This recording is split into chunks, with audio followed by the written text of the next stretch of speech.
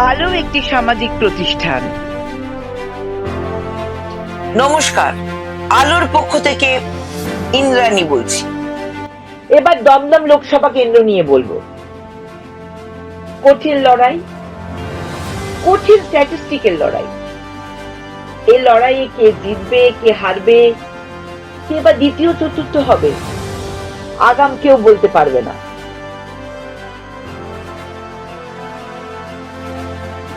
এই লড়াই লড়ছেন টিএমসির বর্ষিয়ান নেতা অধ্যাপক Saugata Roy,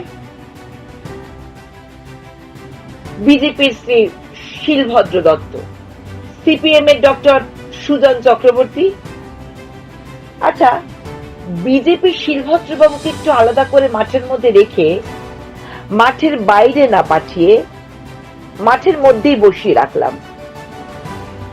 total vote survey করে দেখা গেছে সমগ্র ভোটের 30% কট্টর টিএমসি বা তৃণমূলপন্থী, 23% কট্টর বামপন্থী ও কট্টর কংগ্রেসপন্থী,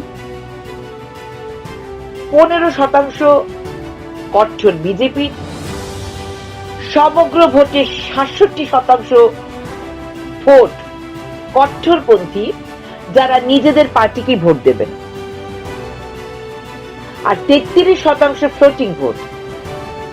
এই ভোট কিন্তু কোন দলের, মানে সিপিএমই বলুন, তৃণমূলই বলুন বা বিজেপি বলুন, কোন দলের সম্পদ নয়।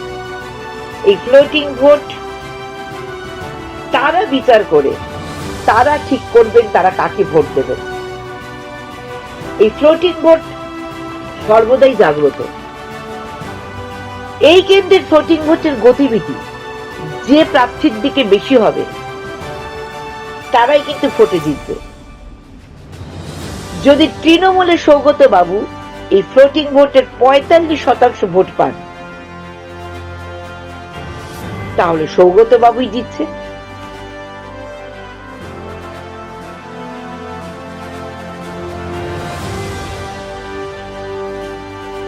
যদি বিজেপির শিলভদ্র বাবু এই ফ্লোটিং ভোটের 62% ভোট পান, তাহলে তিনিই জিতবেন।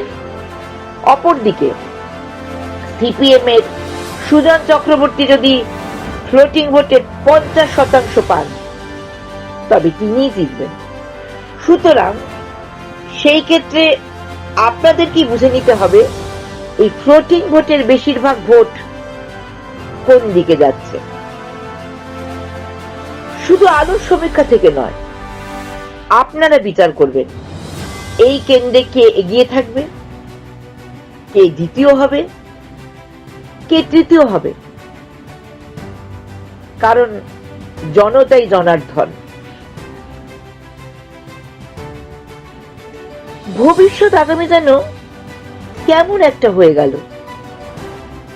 বিগত দিনের কাজ দেখে, আগামীতে কি হতে চলেছে সেটা দেখে।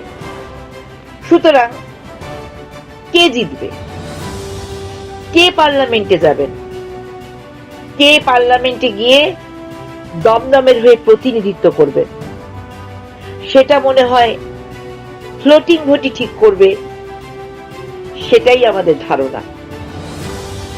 গণতন্ত্রের পূজারী আমাদের জনগণ। ওই জনগণই নির্বাচিত করেন দলের জননায়ককে। যে জননায়ক বিধানসভা বা পার্লামেন্টে গিয়ে জনগণের কথা বলে, আমাদের দেখতে হবে আপনাদের কোন প্রার্থী সব থেকে সঠিক হবে, যে বিধানসভায় বা লোকসভায় গিয়ে আপনাদের কথা বলবে, আপনাদের জন্য লড়বে, আপনাদের এলাকার জন্য লড়বে, কাজের বেকারদের সমস্যা মেটাবে। আপনারা এমন নেতাকে বাছবেন বা নির্বাচিত করবেন যারা বিধানসভায় বা লোকসভায় গিয়ে আপনাদের কথা বলতে পারে বা আপনাদের কথা জানাতে পারে। কে আপনাদের রুটি কাপড়া আর মাকানের সমাধান করতে পারি।